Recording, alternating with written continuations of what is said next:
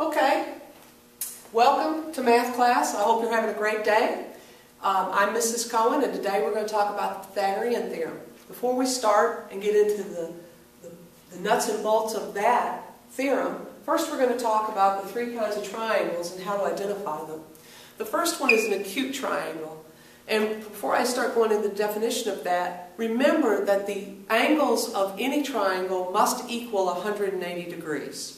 So then we have these different triangles based on the fact that we know that the three angles of a triangle add up to 180 degrees. An acute triangle is a triangle that has three angles less than 90 degrees.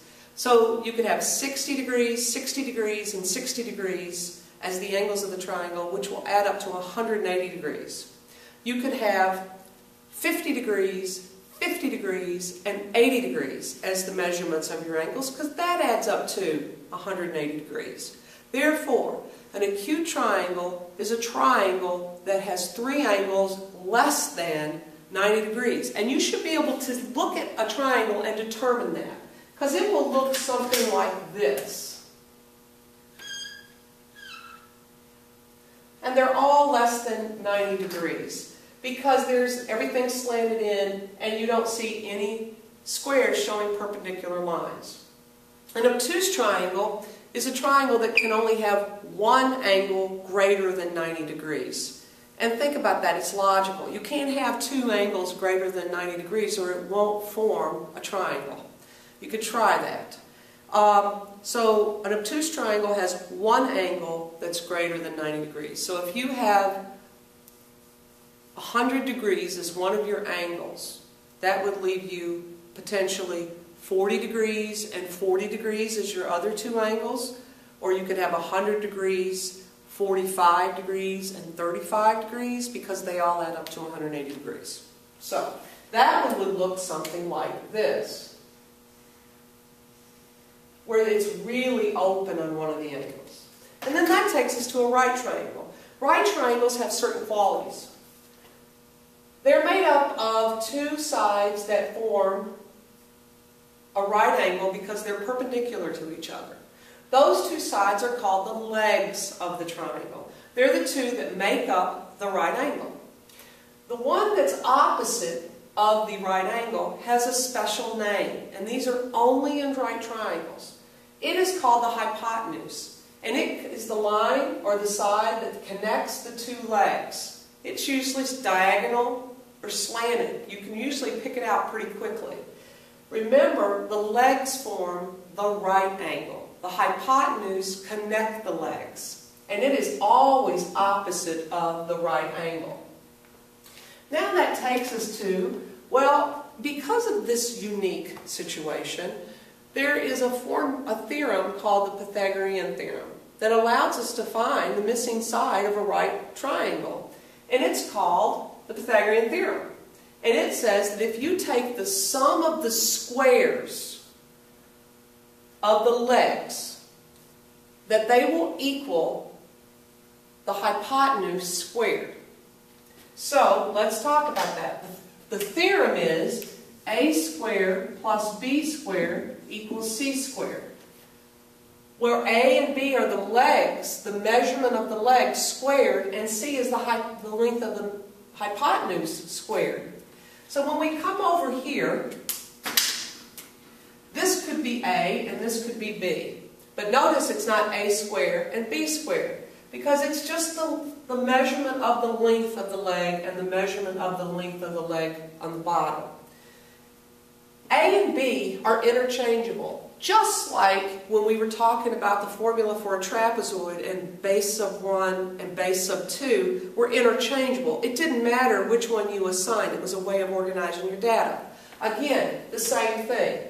This is A right here and this is B, but this could be B and this could be A. It doesn't matter. It does matter that A and B are the legs. C, then, is the hypotenuse. And it is always the diagonal line, and it is always opposite the right angle.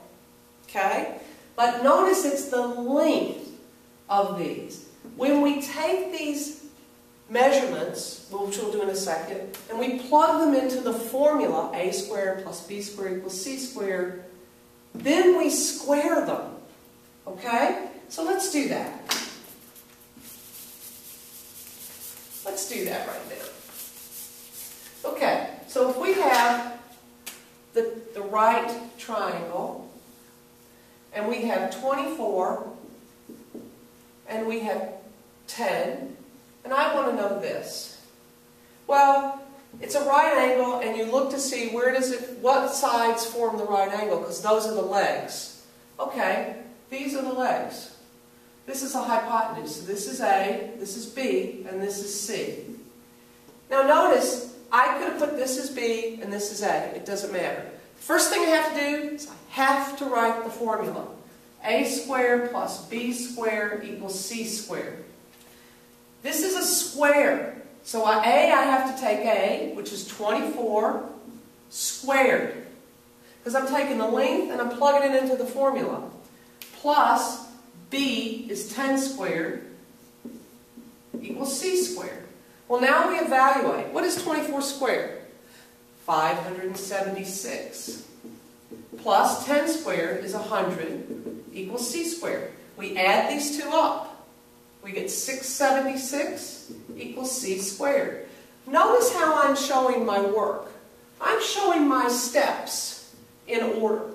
They're right in order, and they're vertical, and they're organized, and it's all where someone else can follow it. Now, how do we undo a square? How do we undo it? We just did that the night before. We take the square root of both sides, because this means it's a number times itself. So we plug that in on the calculator. We plug 676 in, and we hit the square root key.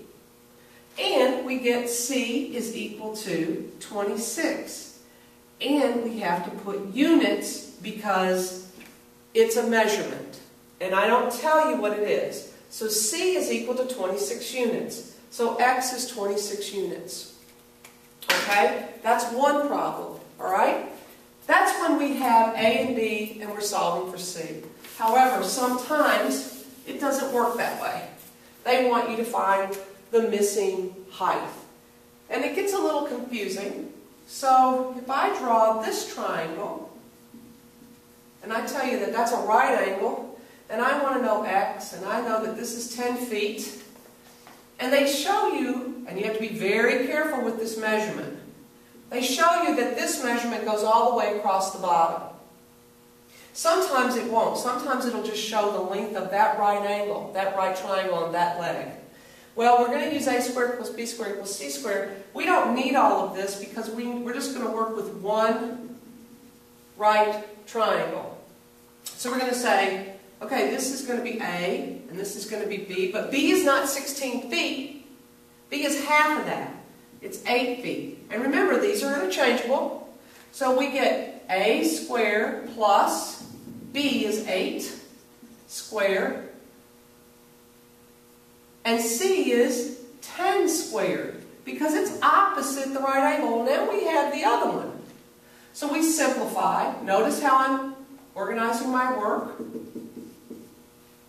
And now I subtract 64 from both sides. Now we're getting into algebra. These cancel. A squared is equal to 36. How do we solve this? We take the square root of both sides.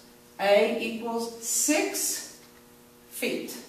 So the height of the right triangle is 6 feet. Alright, what I want you to do is I want you to write two things that you know that you've learned about right triangles, and I want you to write one question that you still have about the Pythagorean theorem. And bring it to class tomorrow and we'll work on our homework. Have a great day.